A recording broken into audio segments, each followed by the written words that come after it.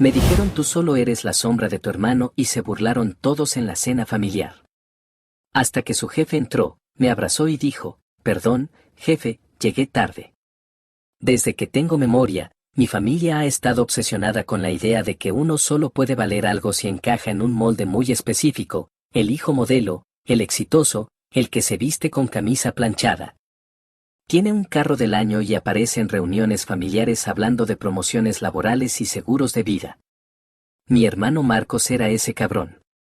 Desde niño, fue el ejemplo vivo del si se puede para mis padres, jugaba fútbol americano en la prepa, salía en la foto con el trofeo, tenía novias bonitas que mi mamá adoraba como si fueran princesas de Disney. Y además era de esos que sabían sonreír mientras te hacía sentir un fracaso sin levantar la voz. Mientras él recibía diplomas enmarcados y becas universitarias, yo era el otro. El que se encerraba a dibujar, a escribir código, a desarmar computadoras y a soñar con ideas que nadie en esa casa consideraba trabajo de verdad. A mí nunca me preguntaban si necesitaba algo. Lo único que recibía eran comparaciones disfrazadas de consejos, que debería ser más como Marcos, que porque no salía más, que qué carajos pensaba hacer con mi vida si seguía pegado a la pantalla. La primera vez que escuché que yo era la sombra de mi hermano tenía 17 años. Fue mi tía Laura, la clásica vieja metiche que nunca tuvo hijos pero se mete en la crianza de todos, quien lo soltó como quien da un diagnóstico médico. Dijo, es que tú eres como, su sombra. Siempre estás detrás, pero nunca brillas. Mi mamá no la corrigió. Se rió, incluso. Desde ese momento, supe que no importaba lo que hiciera, para ellos, mi historia ya estaba escrita. Yo era el raro, el que nunca iba a superar al héroe de la familia, el que no servía para otra cosa que para estar en segundo plano. Y lo más jodido es que, por mucho tiempo, me lo creí. Intenté adaptarme a sus expectativas. Me inscribí en administración de empresas en la misma universidad que Marcos, aguanté un semestre entero de clases que me aburrían hasta el cansancio. Y al final terminé mandando todo al carajo porque cada día ahí me hacía sentir más como una versión barata de algo que ni siquiera quería ser. Después de dejar la universidad, tomé un trabajo en una tienda de electrónica mientras por las noches trabajaba en una aplicación de logística que tenía meses soñando. Mi padre me dijo que era una pérdida de tiempo, que si quería inventar tonterías lo hiciera como pasatiempo, pero que consiguiera un empleo de verdad. Nunca les conté que comencé a recibir mensajes de pequeños distribuidores interesados en el software. Nunca les dije que, poco a poco, armé un equipo con 12 compañeros de bachillerato que también habían sido etiquetados como los que no iban a llegar a ningún lado. No les conté porque, para ellos, lo que no se parecía a un traje y una oficina con cafetera automática no valía la pena. Mientras tanto, Marcos ascendía como espuma. A los 27 ya era gerente regional en una empresa de transporte terrestre en Texas, ganando lo suficiente como para comprar una casa de 2 pisos con cochera y mandar selfies desde el yate de su jefe en Corpus Christi. Cada vez que lo mencionaban en una comida familiar, lo hacían como si estuvieran hablando de un premio Nobel. Y cuando me mencionaban a mí, si es que lo hacían, era con esa mezcla de pena y burla que se siente como una patada en el estómago. La gota que derramó el vaso fue acción de gracias. Ese día, que ya de por sí me ponía de malas porque tenía que verles las caras a todos, empezó mal desde que llegué. Ni bien crucé la puerta, mi tío Pedro gritó desde la sala, con un vaso de whisky en la mano y esa risa de borracho que le sale natural, ahí viene el emprendedor, ¿sigues comiendo Maruchan o ya puedes pagar salchichas? No me reí. Ni siquiera contesté. Marcos estaba en la cocina sirviéndose vino cuando me vio pasar y dijo, en voz alta y con esa sonrisa de mierda que todos aplauden, no se pasen, al menos él intenta, aunque siempre termina en mi sombra. Nadie lo cuestionó. Nadie se incomodó. Mi mamá soltó una carcajada tan fingida que me hizo hervir la sangre, y mi papá simplemente bajó la mirada como si no hubiera escuchado nada. Me senté en la mesa, fingiendo que nada me afectaba, que ya estaba acostumbrado, que esas palabras no me volvían a apuñalar el ego como la primera vez. Pero por dentro estaba tomando nota. Porque ese día yo no había venido solo a comer pavo seco y fingir sonrisas, había venido a cerrar una etapa. Y ellos ni puta idea tenían de lo que se venía. Mientras todos seguían hablando de promociones, de viajes, de cómo Marcos había conseguido tickets para ver a los Cowboys desde un palco corporativo, yo miraba el reloj. Sabía que alguien estaba por llegar. Mi madre me preguntó, con ese tono pasivo-agresivo que usa cuando quiere herirme sin parecer que lo hace, si ya había considerado buscar trabajo en serio en la empresa donde trabaja Marcos. Y antes de que pudiera contestar, justo en el momento perfecto, la puerta se abrió. Era Marcus Thompson, vicepresidente regional de E-Transit Solutions, el jefe de mi hermano. Llegó sudando, con el saco medio abierto y una cara de estrés que gritaba tráfico de hora pico. Caminó directo hacia mí, me dio un abrazo fuerte y dijo, «Perdón, jefe, llegué tarde, no encontraba estacionamiento». La sala quedó en silencio. Nadie respiraba. Ni siquiera el perro de mi hermana ladró. Mi mamá se quedó congelada con la cuchara del puré en la mano. ¿Y Marcos? Marcos tenía una cara de confusión y miedo que no voy a olvidar nunca. Porque fue ahí, en ese segundo eterno, que entendieron todo. Me levanté de la silla, miré a mi familia y dije, sin levantar la voz, compré la mayoría de las acciones hace 2 semanas. A partir de ahora, la empresa es mía. Y luego me senté, tomé un trago de vino barato y esperé a que alguien intentara procesar la nueva realidad. Nadie lo hizo. Porque el mundo que ellos crearon, ese en el que yo era solo la puta sombra de Marcos, acababa de colapsar. Y no iba a levantar jamás. Actualización 1. Pasaron exactamente 14 días sin que mi madre me dirigiera la palabra. No llamó, no escribió, no preguntó por mí. Lo supe porque mi hermana menor me mandó un mensaje una noche, más por chisme que por preocupación real. Diciéndome que en la casa todos andaban en modo luto emocional desde que rompí la tradición familiar de tratar a Marcos como el Mesías. Me dijo que mi mamá había llorado en silencio la noche después de la cena, que decía sentirse traicionada y que no entendía por qué su hijo menor tenía que hacer algo así en plena cena de Acción de Gracias. Justo cuando todo el mundo estaba celebrando. Ella, como siempre, buscaba convertir todo en una tragedia griega donde la mártir era ella y los demás éramos demonios desalmados. Mi papá, en cambio, fue más sutil. Me llamó 2 días después del evento, justo un lunes por la noche, con esa voz neutra suya que intenta disfrazar la incomodidad con formalidad innecesaria. Me preguntó si era cierto todo lo que se había dicho en la cena, si de verdad había comprado la empresa, si de verdad era yo quien ahora mandaba. Le dije que sí, que era completamente cierto, que tenía las actas, los correos, las transferencias y las firmas para demostrarlo. Se quedó en silencio unos segundos y luego me soltó un vaya que sonó más a derrota que a orgullo. No me felicitó. No me preguntó cómo lo logré. Solo dijo que esperaba que supiera lo que estaba haciendo, como si aún necesitara su bendición para existir. Me limité a colgar después de un silencio incómodo. Ya no estaba para pedirle a nadie que entendiera lo que había construido, y mucho menos para justificarlo. La verdad es que sí, tenía todo fríamente calculado desde hacía meses. Mi startup llevaba más de 1 año generando ingresos estables, y lo que empezó como una app de gestión de rutas para pequeños distribuidores, terminó captando la atención de un fondo de inversión con sede en Los Ángeles. Al principio, me ofrecieron comprarnos por completo, pero les propuse algo diferente, un trato donde ellos se llevaban la operación, la infraestructura. Y yo recibía una parte en efectivo y otra en acciones dentro de sus participaciones clave.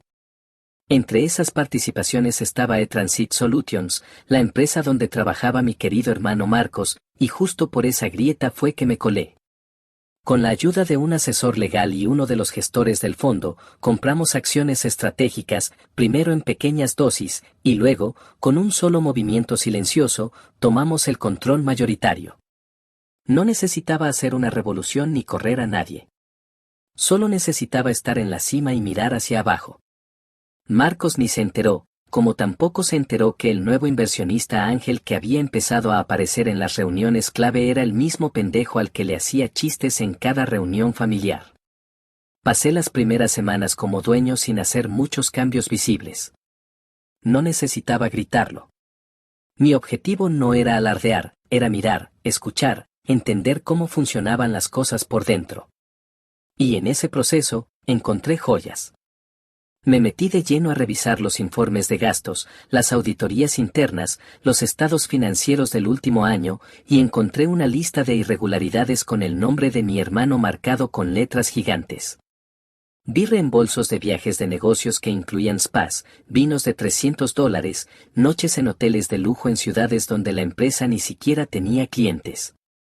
Noté que había una consultora externa que cobraba $5,000 por asesoría de procesos, y que dicha consultora tenía su dirección registrada en el mismo apartamento donde vivía la novia de Marcos. Más adelante, descubrimos que él mismo había autorizado varios pagos a cuentas personales que justificaba como fondos de emergencia logística. Lo documenté todo. Cada centavo, cada movimiento, cada firma. No lo hice con rabia. Lo hice con la calma quirúrgica de alguien que ha esperado toda la vida para dejar de ser la sombra de otro. Una vez que tenía todo el material, armé una presentación que podría haber sido digna de un juicio federal. Pedí una reunión con el comité ejecutivo y les mostré todo. La cara del vicepresidente Marcus Thompson era una mezcla de incredulidad y vergüenza ajena. Nadie lo podía creer. Durante años, Marcos se había vendido como el rostro impecable de la compañía, el tipo con carisma, inteligencia y visión. Pero ahí estaba, hundido en sus propios números, expuesto con su firma al pie de cada abuso. Lo más irónico fue que yo no tuve que decir una palabra para convencerlos. Los datos hablaron solos. Al final de la junta, me preguntaron qué quería hacer. Les dije que no iba a tomar decisiones en caliente, pero que Marcos necesitaba ser apartado mientras se realizaba una investigación formal y que, por respeto a la empresa, debía dejar de representarnos de inmediato. Nadie se opuso. Se lo comunicaron esa misma tarde y, como era de esperarse, él me escribió al día siguiente, furioso. Me acusó de tener una vendetta personal, me dijo que era un rencoroso que no podía superar haber vivido a su sombra. Me escribió cosas como, tú no sabes lo que es dirigir, lo tuyo fue suerte. Esto no te va a durar. No le contesté. Ni un solo mensaje. Ya no necesitaba defenderme. Mi venganza no era gritar más fuerte, era ponerlo en su lugar sin decir una puta palabra. Lo más hermoso fue ver cómo, poco a poco, todos los que lo adulaban empezaban a tomar distancia. Los mismos gerentes que antes se le pegaban como sanguijuelas ahora ni le respondían los correos. En las oficinas se empezó a rumorar que algo grande había pasado, que el hermano del jefe estaba metido en broncas serias. Y mientras todo eso pasaba, yo me sentaba en la silla que antes había soñado ocupar, mirando por la ventana y tomando café, no con arrogancia, sino con la paz de quien supo esperar. Por primera vez, no era la sombra de nadie. Y el mundo entero lo estaba entendiendo. Actualización 2. Habían pasado poco más de 3 meses desde que se inició la investigación interna y, aunque el proceso avanzaba con la lentitud desesperante típica de los departamentos legales, el resultado era inminente. Nadie en la compañía tenía ya dudas de lo que se avecinaba. Los correos con pruebas se habían acumulado hasta formar un archivo tan denso que no cabía en una sola carpeta. Y las declaraciones de los supervisores que habían sido presionados para autorizar gastos injustificables no dejaban lugar a malentendidos. El informe final, firmado por el equipo de compliance y revisado por un bufete externo, dejaba claro que Marcos había violado múltiples políticas de conducta, manejo de fondos y códigos de ética empresarial. La recomendación era directa y sin espacio para suavizar nada: despido inmediato, con rescisión de beneficios, y posible demanda por fraude corporativo si él decidía pelear. Tenía todos los elementos para echarlo sin pestañear, y créeme que no faltaron voces que me dijeron que lo hiciera, que terminara de una vez por todas con el teatro. Pero cuando vi el documento sobre mi escritorio, una parte de mí no sintió alivio ni justicia. Sintió que esto, justo esto, era lo que ellos siempre habrían esperado de mí, que me comportara como el rencoroso de siempre.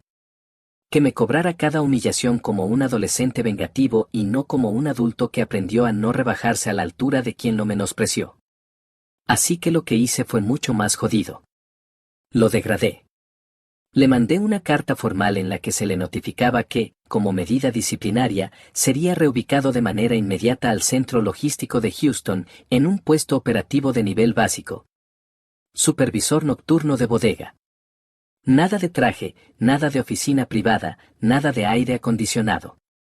Su horario sería de 10 de la noche a 6 de la mañana, lunes a sábado. Salario mínimo ajustado al rango sindical, sin bonos, sin coche de empresa, sin asistente. En ese lugar no lo llamarían ingeniero Marcos, sino simplemente Mark, porque a nadie le importa tu título cuando estás cargando cajas de repuestos en medio del calor de Texas. No iba a estar rodeado de ejecutivos aduladores, sino de obreros con el lomo partido que no tienen tiempo ni paciencia para egos inflados. Cuando Recursos Humanos le entregó la notificación, me cuentan que no lo creyó. Pensó que era una broma, que seguramente alguien lo estaba jodiendo. Llamó al director de operaciones, luego al VP de finanzas, luego a mí. No le contesté. No porque me diera gusto ignorarlo, sino porque en ese punto él ya no tenía acceso directo a mí. Tenía que pasar por los canales que correspondían. Como cualquier otro empleado. Una semana después, alguien me envió una foto tomada desde una cámara de seguridad en el almacén de Houston. Era él, con el uniforme puesto, el rostro completamente empapado en sudor, caminando detrás de un montacargas. El tipo que me había dicho que yo no tenía visión, que nunca dejaría de estar a su sombra, estaba ahí, levantando inventario como si su CV no hubiera sido decorado durante años con premios, viajes y cenas de gala. Y lo más brutal no era eso.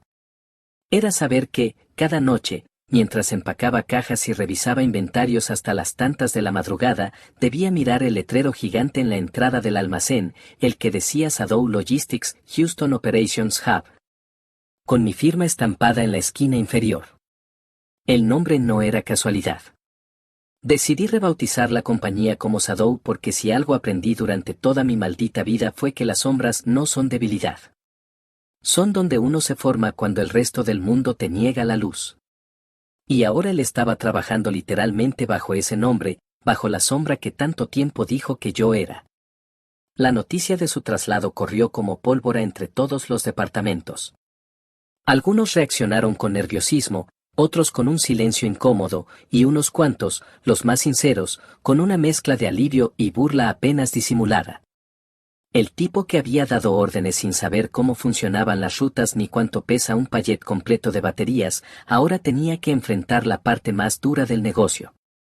Y lo mejor de todo es que, legalmente, no tenía cómo pelearlo.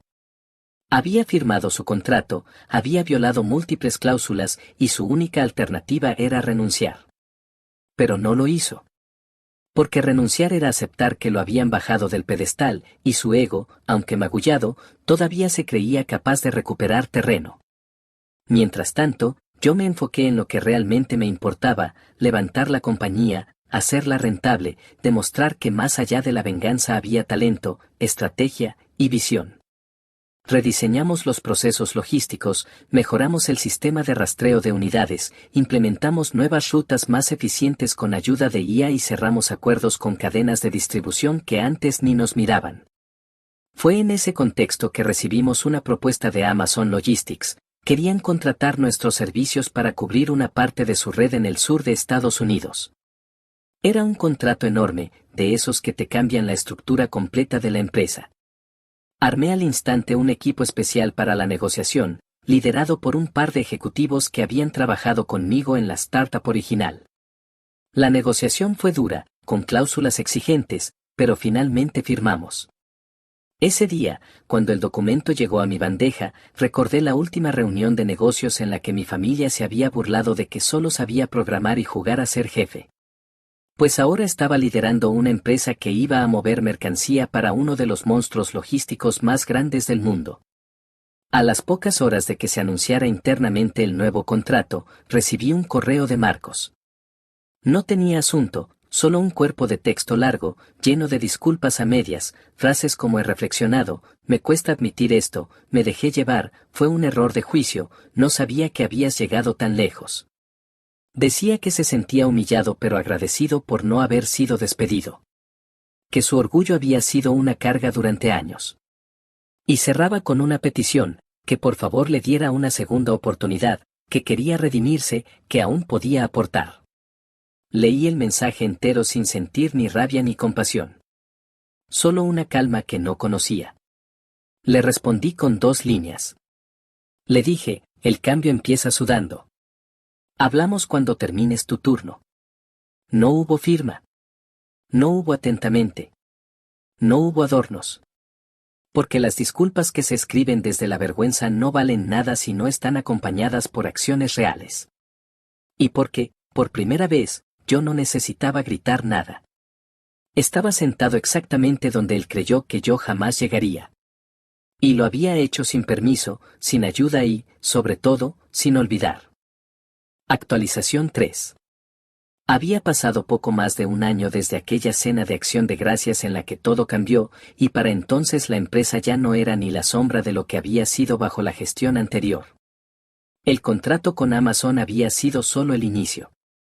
Ese acuerdo nos obligó a reestructurar por completo la operación, a profesionalizar áreas que llevaban años funcionando por pura inercia. Y a cortar de raíz a toda esa gente que estaba cómoda cobrando cheques mientras el sistema se caía a pedazos por dentro. Implementamos una cadena logística automatizada en 2 de los almacenes principales, lanzamos un sistema de trazabilidad de paquetes en tiempo real con geolocalización por zona, y abrimos 2 nuevas rutas interestatales que triplicaron la eficiencia de entrega. Pasamos de ser una compañía regional que apenas se mantenía a flote a una operación con reconocimiento nacional. Y todo eso, por supuesto, bajo la dirección de ese hermanito fracasado que según mi familia nunca lograría nada que valiera la pena. Mientras tanto, Marco seguía en Houston, enterrado en el turno nocturno. No pidió salir. No renunció. No volvió a mandar correos. Según los reportes semanales, no tenía ausencias ni tardanzas. Cumplía, y nada más. Ni un reclamo, ni una queja. Pero el silencio decía más que cualquier palabra. Un tipo como él, que vivía del reconocimiento, del ego, de ser el centro de atención, debía estar tragando veneno cada noche mientras cargaba cajas que otros supervisaban sin molestarse en saludarlo. Algunos empleados me mandaban fotos por debajo de la mesa. Marcos, despeinado, con el uniforme sudado, caminando solo en medio de un pasillo sin aire acondicionado, moviendo pallets a mano porque el montacargas estaba dañado. Ver esas imágenes no me causaba placer. Lo que sentía era más profundo. Era una mezcla de justicia, memoria y una paz extraña que nunca había experimentado. Como si cada gota de sudor que él derramaba en esa bodega borrara una a una las veces que me hizo sentir invisible. El día que más me impactó fue cuando, en una reunión con nuevos aliados de Amazon, uno de los ejecutivos, un tipo joven, arrogante, con pinta de Ivy League, preguntó por qué Marcos ya no aparecía en los organigramas ejecutivos si antes figuraba como director regional. Lo hizo con un tono burlón, como si ya supiera algo. Yo no me inmuté. Solo le respondí con absoluta calma, Marcos está actualmente aprendiendo la base del negocio. Está en el campo, supervisando operaciones desde la raíz. No lo dije con sarcasmo. Lo dije como quien enseña una lección de liderazgo. Y ese comentario, aparentemente inofensivo, se filtró como pólvora por toda la empresa. Al día siguiente ya todos sabían que el ingeniero prodigio estaba en la línea más baja, aprendiendo la base del negocio, como si recién hubiera llegado. Era poético. Era cruel. Y era necesario. Fue en ese contexto que una noche recibí un mensaje inesperado. No por el contenido, sino por la forma. Mi madre me llamó. No por WhatsApp. No por mensaje de texto. Me llamó directamente, como si no hubieran pasado meses de silencio tenso. Contesté sin decir su nombre. Solo un seco sí. Ella se quedó callada unos segundos y después me soltó la frase más manipuladora que ha salido de su boca desde que tengo memoria. No sé qué está pasando con tu hermano, pero te pido, como madre, que no lo sigas humillando así. Él no es un mal hombre. No dije nada. No porque no tuviera que decir, sino porque no iba a entrar en su juego de mártir. Ella siguió hablando, sin que yo le diera pie, diciéndome que la familia estaba rota, que lo que yo hacía era innecesario, que ya todos entendieron mi punto. Cerró con un por favor, ya basta, como si estuviera llorando, pero sin una sola lágrima real. Cuando terminó, le dije una sola cosa: tú sabes cuántas veces se burlaron de mí mientras tú te reías con ellos, tú sabes cuántas veces deseé que al menos alguien me defendiera un puto segundo. No esperé su respuesta. Solo colgué. Porque en ese momento entendí que no quería su aprobación, no buscaba su validación. Solo quería que por fin dejara de actuar como si esto hubiera salido de la nada. Como si no hubieran sembrado ellos mismos la semilla del resentimiento. Días después, se me presentó la oportunidad de regresar a Dallas por unos asuntos con los nuevos inversionistas. Decidí que era momento de tener una conversación directa con Marcos. No una charla de oficina. No un correo. Una conversación real. Le pedí a uno de los gerentes del centro de Houston que le dijera que lo esperaba en un bar de carretera a medio camino entre ambas ciudades, un sitio viejo, discreto, con olor a tabaco rancio y hamburguesas a medio quemar. Llegó puntual. Se sentó frente a mí como un hombre completamente distinto. Más flaco, con ojeras marcadas, con los nudillos maltratados y una forma de mirar que ya no tenía soberbia, sino cansancio. No hablamos de trabajo al inicio. Pedimos 2 bourbons y empezamos a hablar de lo de siempre: papá, mamá, la escuela, las veces que íbamos a pescar de niños y como él siempre se aseguraba de contarle a todos que yo nunca atrapaba nada. Hablamos de esas navidades donde él recibía drones y bicicletas y yo tarjetas con vales por abrazos que nadie cobraba. Después de un rato, sin que yo lo presionara, me dijo que había tocado fondo.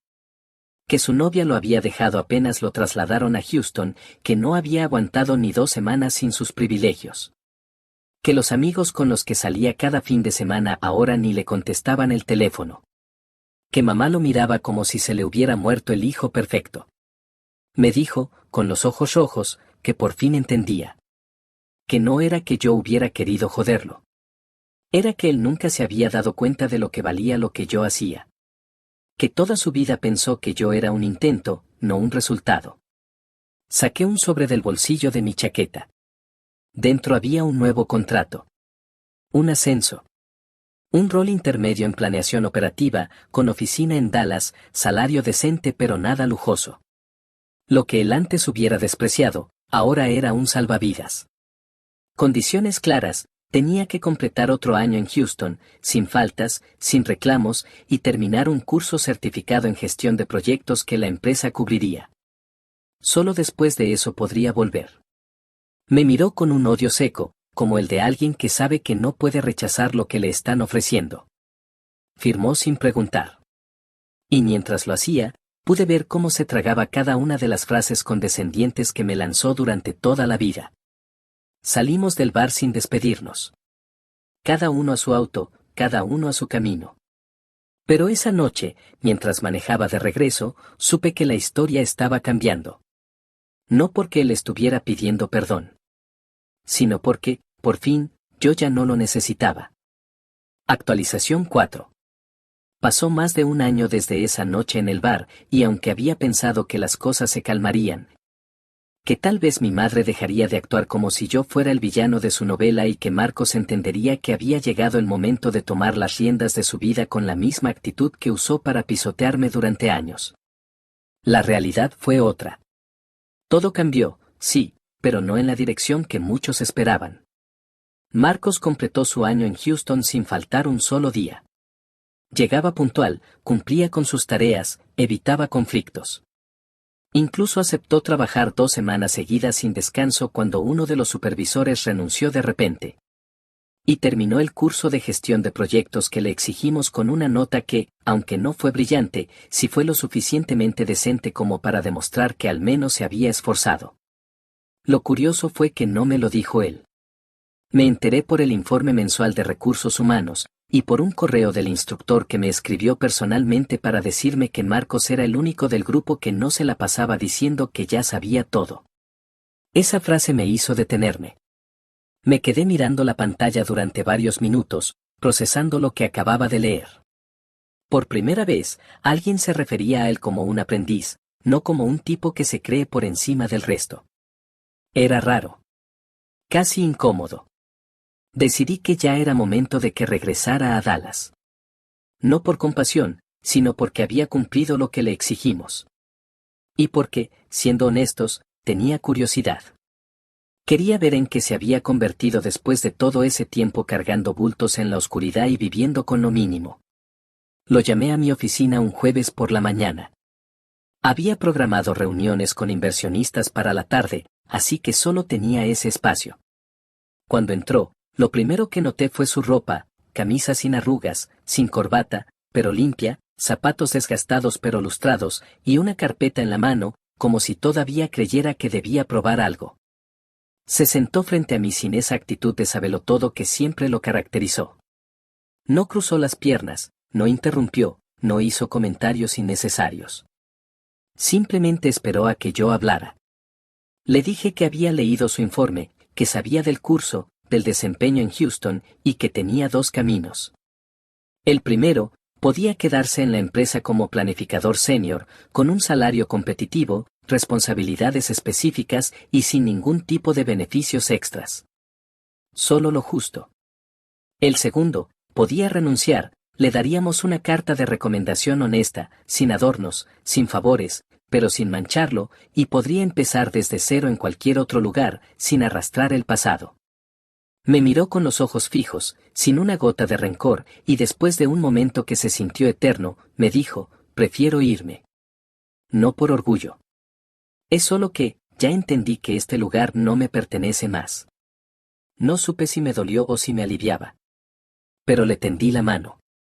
Él la apretó fuerte, como alguien que entiende que lo que está cerrando no es solo un contrato, sino una historia entera. Un par de semanas después supe que había comenzado una pequeña firma de consultoría en San Antonio, ayudando a negocios locales a reestructurar sus sistemas de logística. Nada glamoroso. Nada grande. Pero legítimo. Empezó dando charlas gratuitas en centros comunitarios, luego lo invitaron a hablar en una universidad local sobre errores que no debes cometer en tu carrera profesional. Y más tarde organizó talleres pagados sobre ética laboral y administración de riesgos. Uno de mis excolegas, que por casualidad estaba en uno de esos eventos, me mandó un mensaje diciéndome, tu hermano se paró frente a todo el auditorio y dijo que su peor error fue creer que era intocable. Que el mejor jefe que tuvo fue el que lo puso a trabajar en el turno de noche. No me reí. No me sentí reivindicado. Solo me quedé en silencio, viendo la notificación del mensaje, sintiendo que ese era el verdadero final que yo necesitaba. No una humillación pública. No una caída dramática. Solo eso, la aceptación. Mientras todo eso pasaba, la empresa seguía creciendo. Shadow Logistics ya no era una promesa, era una realidad consolidada. Nos expandimos a Phoenix y a Atlanta, y abrimos un nuevo centro de distribución automatizado en Las Vegas. Yo me mudé temporalmente a Seattle para establecer contacto directo con la mesa de operaciones de Amazon Prime. Tenía una oficina en uno de los pisos más altos de un edificio con vista al lago Unión. El primer día que entré ahí, solo, con mi taza de café en la mano y el sol entrando por las ventanas enormes, me acordé de todas las veces que mi madre me dijo que nunca iba a lograr nada sin la sombra de Marcos. De las veces que me preguntó si no me daba vergüenza andar jugando a emprender mientras mi hermano ya tenía una hipoteca aprobada. Quise llorar, pero no pude. Estaba demasiado en paz como para desperdiciar una lágrima en eso. Mi madre tardó meses en volver a buscarme. Cuando lo hizo, no fue para disculparse. Fue para pedirme que le ayudara a conseguir un vuelo a San Antonio, porque quería visitar a Marcos pero no podía pagar el pasaje. Me lo pidió como si nada, como si no hubiéramos pasado años con ella haciéndome sentir que yo no era suficiente. Aún así, lo pagué. No por ella. Por mí. Porque a estas alturas ya entendí que la verdadera venganza no es destruir a los que te aplastaron. Es demostrarles que no los necesitabas nunca. Que construiste todo sin sus aplausos, sin su apoyo, sin su amor. Que al final, mientras ellos te ignoraban, tú te volviste imposible de ignorar. Actualización 5. 5 años habían pasado desde aquella cena de acción de gracias en la que me tiraron a la cara que no era más que la sombra de mi hermano. 5 años desde que todo en mi vida dio un giro que ni yo mismo habría creído posible de contarle a mi yo de entonces. En ese tiempo, mi nombre dejó de ser un murmullo incómodo en las conversaciones familiares para convertirse en la referencia silenciosa de todo lo que no supieron valorar. La empresa, rebautizada oficialmente como Shadow Logistics, una ironía que no se me escapó ni a mí ni a nadie que me conocía bien, ya no era una empresa regional que se peleaba por rutas menores y contratos temporales. Era una estructura sólida, con operaciones extendidas a más de 6 estados y un flujo operativo tan eficiente que empezamos a hacerle sombra a corporaciones mucho más grandes en concursos logísticos estatales. Habíamos desarrollado una red de inteligencia artificial interna que monitoreaba rutas en tiempo real, predecía cuellos de botella antes de que ocurrieran y ajustaba la distribución según clima, tráfico o incidentes. Mientras muchos se seguían manejando con hojas de cálculo y correos, nosotros habíamos migrado por completo a sistemas integrados que permitían tomar decisiones estratégicas con segundos de anticipación. Y todo eso, desde una dirección liderada por el tipo al que durante años trataron como el fracaso silencioso de la familia. Me encontraba ya instalado en Seattle, con una oficina con vista directa a Lake Union, una casa de diseño en Queen con más libros que muebles, y un círculo de colaboradores reducido pero letalmente eficiente. Vivía tranquilo. Lejos del bullicio, lejos de las cenas forzadas, de los comentarios pasivo-agresivos, de las comparaciones tóxicas y de la necesidad de demostrarle algo a nadie. Pero a pesar de todo eso, la herida familiar nunca se cerró del todo. Porque aunque mi madre ya no hacía comentarios hirientes y ahora se refería a mí como mi hijo el empresario cuando hablaba con sus amigas de la iglesia, nunca dijo las palabras que más dolían por su ausencia: lo siento. Esa disculpa jamás llegó. Ni cuando me pidió ayuda para visitar a Marcos, ni cuando me preguntó si podía ponerme como contacto de emergencia en su seguro médico. Nada. Ni un solo reconocimiento explícito de lo que había sido capaz de hacer por mí mismo mientras ellos miraban hacia otro lado. Marcos, por su parte, se había vuelto un fantasma discreto en el mundo empresarial. Su pequeña firma de consultoría en San Antonio empezó a consolidarse entre negocios medianos y locales, sobre todo aquellos que no podían pagar los honorarios de los gigantes pero que querían profesionalizarse. Había cambiado. De verdad. Ya no era el tipo arrogante que necesitaba ser el centro de todo. Era más bien alguien que se mantenía en segundo plano, que hablaba pausado, que se enfocaba en escuchar antes que en presumir. Varias personas que lo conocieron después de su caída me contaron que daba charlas sobre errores comunes en la administración operativa, y que muchas veces usaba su propia historia como ejemplo. No con rencor. Con vergüenza. Decía frases como: yo lo perdí todo por creer que ser simpático era lo mismo que ser capaz, o mi hermano me enseñó que la sombra no es debilidad, es preparación sin testigos. Supe que esa frase se repetía en varios talleres. Que incluso la había mandado imprimir en una hoja de bienvenida para sus clientes nuevos. Nunca me llamó para contarme eso. Nunca me agradeció directamente. Pero con eso bastaba. En algún punto, una periodista local escribió una nota breve sobre nuestra historia. No en tono de escándalo, sino como ejemplo de una transformación empresarial familiar. Me entrevistó desde Seattle por videollamada, y me preguntó qué había sentido el día que supe que la empresa de mi hermano pasaría a ser mía. Me quedé callado unos segundos, no por no tener respuesta, sino porque no quería decir algo vacío. Al final le dije: no sentí nada. Fue como recuperar algo que siempre fue mío, pero que otros se apropiaron con su ruido. Ella lo anotó y asintió como si entendiera, pero sé que no lo hizo del todo.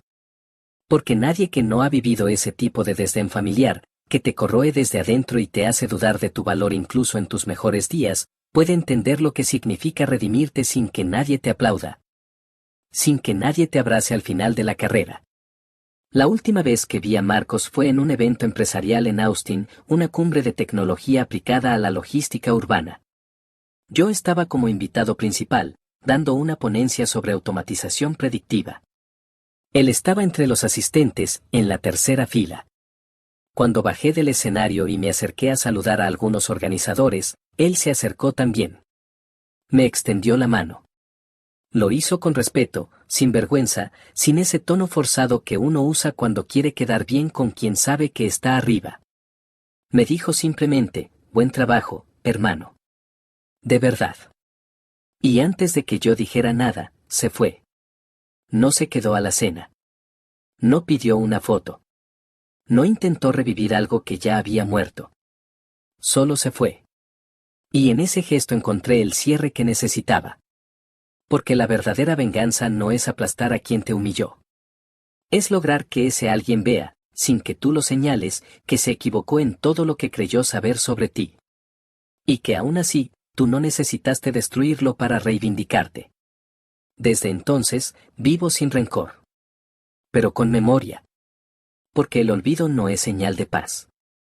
Es señal de negación. Y yo no voy a negar jamás que fui la sombra.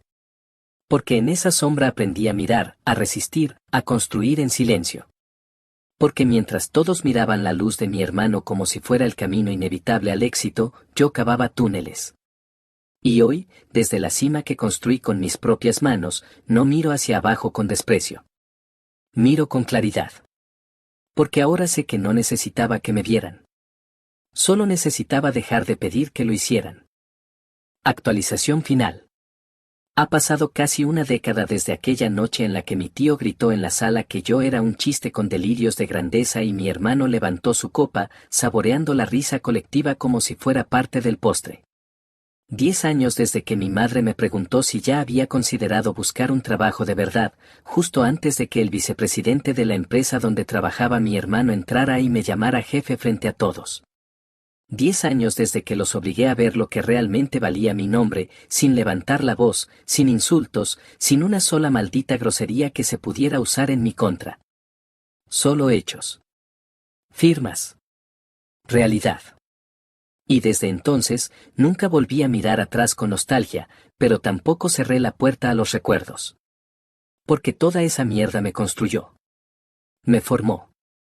Me alimentó más que cualquier motivación cursi o frase inspiradora de Internet. La humillación, el silencio, el ninguneo sistemático que sufrí durante años fue mi combustible, y me dio una claridad que solo tienen aquellos que se cansaron de buscar aprobación donde no hay nada más que orgullo podrido.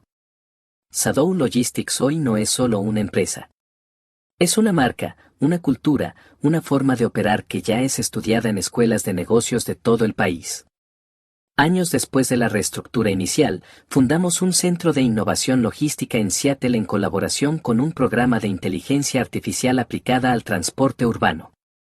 La compañía ahora tiene presencia directa en más de 13 ciudades, y aunque seguimos manteniendo nuestra sede operativa en Dallas, la expansión internacional ya no es un sueño abstracto.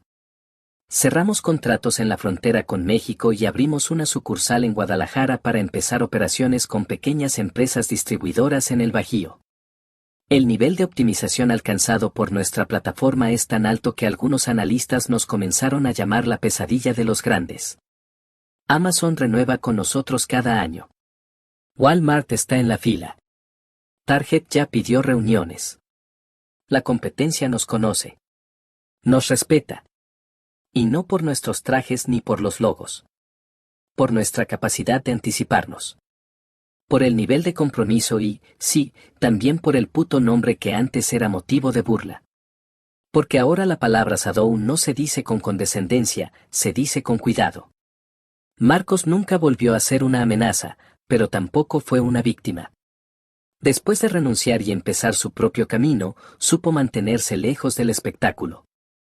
No volvió a rogar, no intentó recuperar el terreno perdido, no buscó entrar otra vez en mi órbita.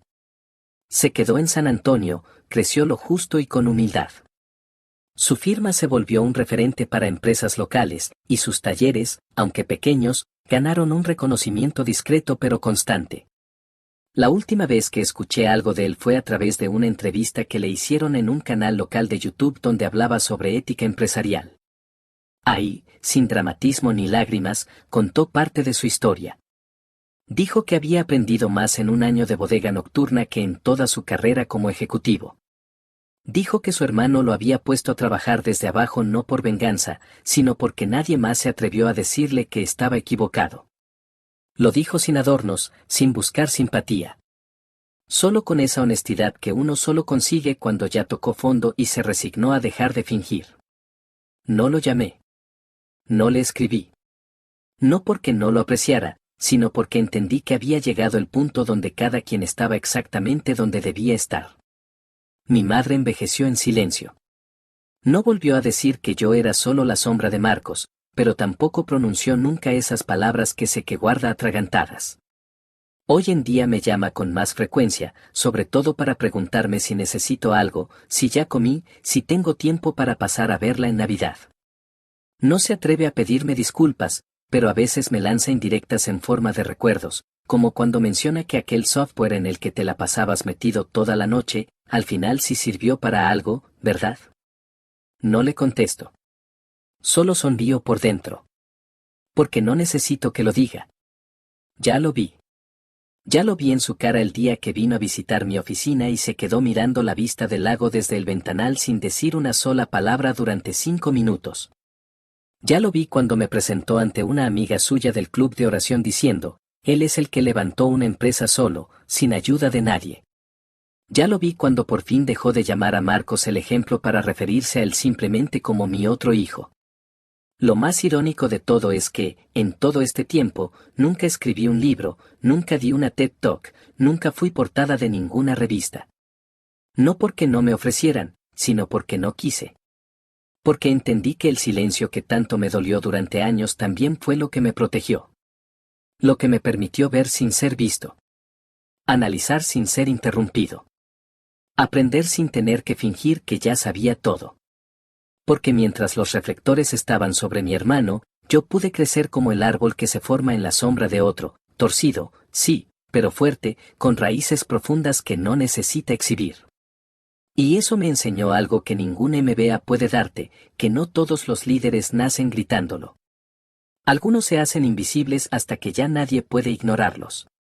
Hoy, cuando camino por uno de nuestros centros de distribución y veo a los nuevos empleados, a esos que empiezan desde cero, a los que aún no entienden la magnitud de lo que hacen, me detengo y les hablo. Les cuento que yo empecé en una sala llena de gente que se reía de mí. Que durante años fui invisible para mi propia familia.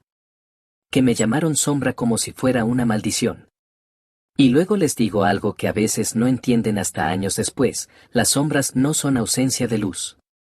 Son prueba de que algo bloquea el resplandor. Si saben jugar bien, pueden usar esa sombra como escudo, como motor y como advertencia. Y así sigo. Sin pedir nada. Sin deber nada. Sin olvidar. Porque la memoria es la única forma de mantener vivo el fuego sin tener que volver a encenderlo. Porque, al final, la cena en la que todos rieron de mí fue también la que me dio la fuerza para nunca más volver a pedir un lugar en la mesa. Desde entonces, soy el que compra la mesa entera. Y si alguien se atreve a llamarme sombra otra vez, le sonrío. Porque para mí, las sombras no significan oscuridad. Significan estrategia. Significan paciencia. Significan exactitud. Y sobre todo, significan que el que se atrevió a reír, hoy solo puede mirar desde lejos, mientras tú, sin hacer escándalo, te vuelves imposible de ignorar.